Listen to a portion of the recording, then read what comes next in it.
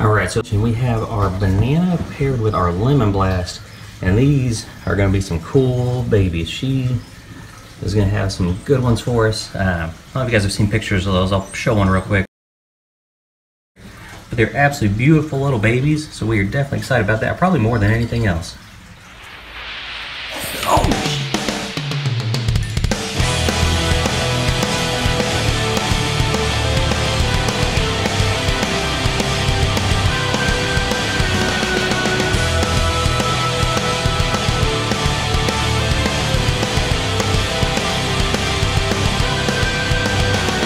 Myself up for my spring clutches, and I had 4 pairs to put together this week. I had 3 out of the 4 lock up and mate, so they will be making me some beautiful eggs. First I put together is my pastel champagne ball python, and she is a good size. She is ovulating. She has a big old lump in her belly, and I'm pretty sure she's going to be pregnant with his eggs. This is my banana ball python. He is beautiful, bright yellows, some oranges on him. He is shedding right now, so he's kind of hard to tell what he looks like, but you can definitely see some of the coloration there. And so you combine that with this, and they're going to have some absolutely stunning little babies. Second pairing I did is my high white piebald. This one's always been my dream snake. When I first got into reptiles, these guys were going for like $15,000 to $25,000 a piece, and so these were always like the first snake I thought was really cool. And so these actually got me into the industry and got me really interested and started in breeding. And they are not worth that much money now, but these guys are absolutely beautiful. Basically just a normal pattern, and then they have the all white leucisticness to them where they have absolutely no color and no pattern. I bred him to a regular champagne. The last one you saw was one of these, which is a regular champagne that had been combined with a pastel, which is this, to produce the yellow one.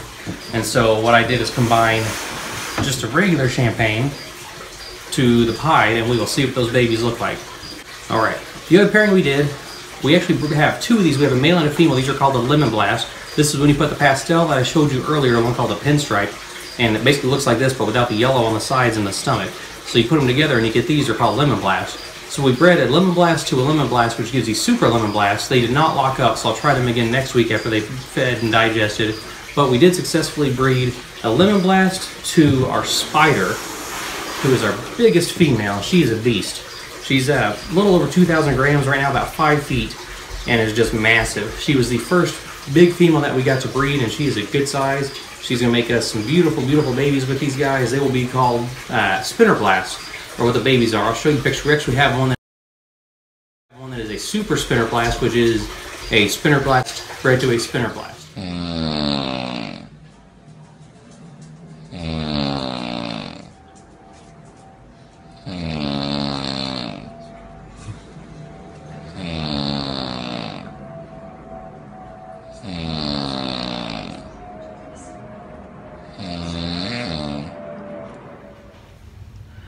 You know, sometimes as Christians, we do things that don't always make sense to everybody else. We do different things at church, and sometimes people go to church and they hear things and they see things and they don't really know what it's about. We have their friends talking about different things, and it's just kind of hard for people to understand sometimes. And so one of those things that we do around the holidays is called Advent. And Advent symbolizes a lot of different things, but the idea behind it is that at a time when everybody is so busy and running around and crazy, doing anything and everything they can for the holidays, we take time to reflect and think about Jesus and what he did and why he came to the earth and everything that was promised with him. And so Advent is a Latin word, and it means coming because it symbolizes Jesus' coming. And so it just is something that we've done.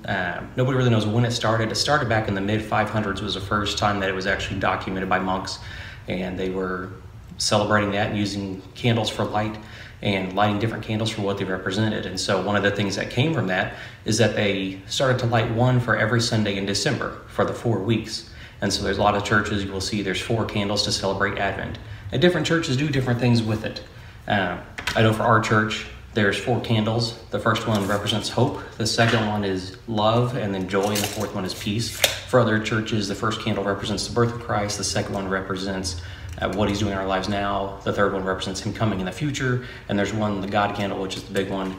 It just kind of depends on where you are. But the idea behind all of it, and the idea behind lighting the candles and doing something and stepping out there and just making the statement of we're going to do something different than just live like everybody else is because we are called to live like somebody different.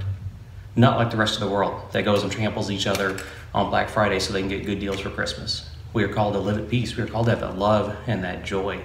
And so we take a second as Christians to reflect and to think back and really focus on why it is we celebrate. So hope that sheds some light on it. Hope it gives you guys a little bit of information, and hopefully it will help make a little sense to you guys. If you ever need anything, if there's anything I can do for you, please feel free to reach out. We're always here for you. We'd be blessed and honored and happy to help you and serve you and pray for you.